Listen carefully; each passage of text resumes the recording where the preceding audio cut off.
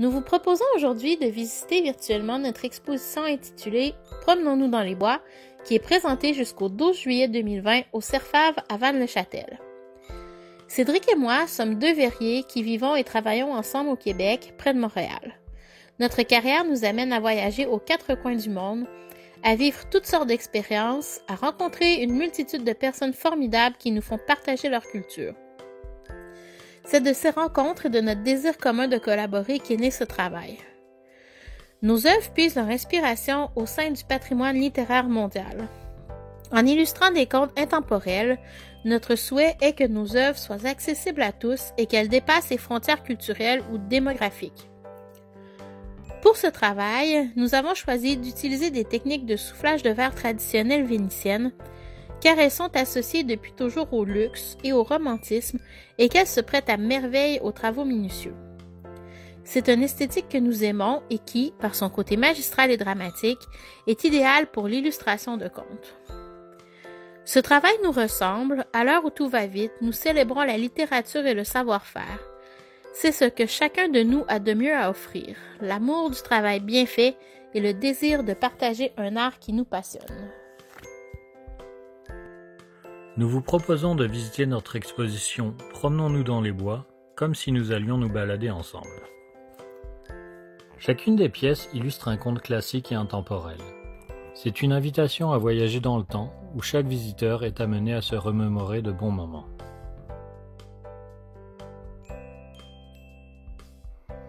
La balade commence directement au cœur de la forêt. Une forêt canadienne profonde et magique. Un monde perdu où les arbres poussent jusqu'à toucher le ciel, où les animaux vivent en harmonie. C'est un lieu exceptionnel et immense où chacun coule des jours paisibles. C'est dans des endroits comme celui-ci que naissent les histoires. Des histoires tellement belles qu'elles sont parvenues jusqu'à nous.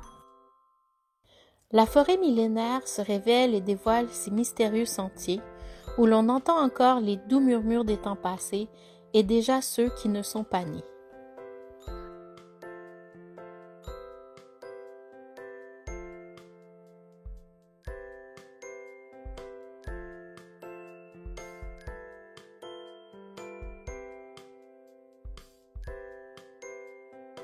Cela nous rappelle une autre histoire. Celle-ci aussi se passait dans un bois. Il y avait moins d'arbres. À bien y penser, cela devait se situer à l'orée d'un bois. C'était en Angleterre où le climat est humide et pluvieux. Plusieurs animaux étaient venus s'y installer. Parmi eux, il y avait 3 cochons, dont chacun avait entrepris de se construire un logis. L'histoire le raconte, ils avaient eu quelques mésaventures.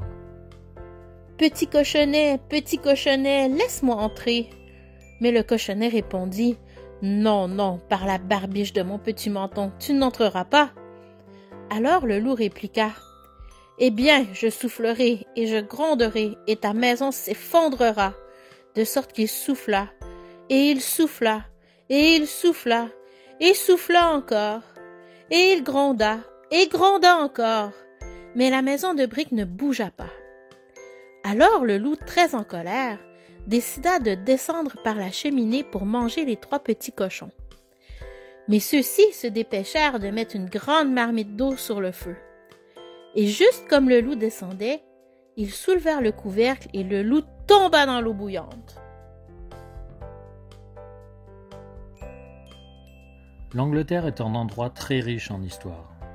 C'est un pays où tout le monde semble connaître un lapin qui parle ou un chat magique. Nous aimons bien leurs histoires. Certaines s'adressent aux enfants, mais d'autres, un peu plus sombres, sont pour les adultes. L'histoire d'Alice est l'une de ces histoires qui vous font descendre dans le terrier du lapin et dont la fin est toujours incertaine. Il y a toutes sortes de forêts où se perdre. « Qui es-tu ? Je ne sais pas très bien, madame, du moins pour l'instant. Je sais qui j'étais quand je me suis levée ce matin, mais je crois qu'on a dû me changer plusieurs fois depuis ce moment-là. Je ne comprends pas moi-même ce qui m'arrive, et de plus, ça vous brouille les idées de changer si souvent de taille dans la même journée. » Généralement, là où il y a des forêts, il y a des histoires.